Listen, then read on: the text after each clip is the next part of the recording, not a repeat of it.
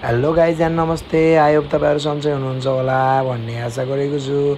आज चाहिँ मैले चाहिँ न्यू भिडियो लिएर आएको छु युट्युबमा। तपाईँहरू गएर लाइक सब्सक्राइब कमेन्ट बेल आइकनमा क्लिक गर्न नभुल्नु होला।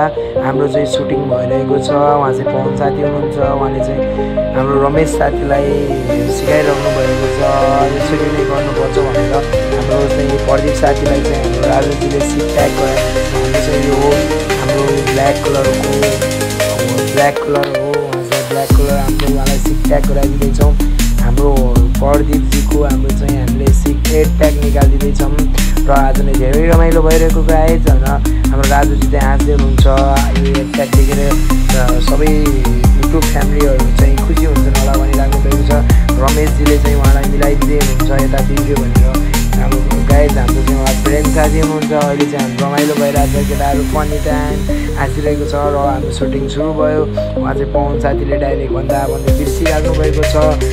उहाँलाई याद नै भइरहेको छैन। उहाँलाई चाहिँ 3-4चोटि हामीले रिपिट गर्दा उहाँले चाहिँ राम्रो गर्न सक्नुभयो।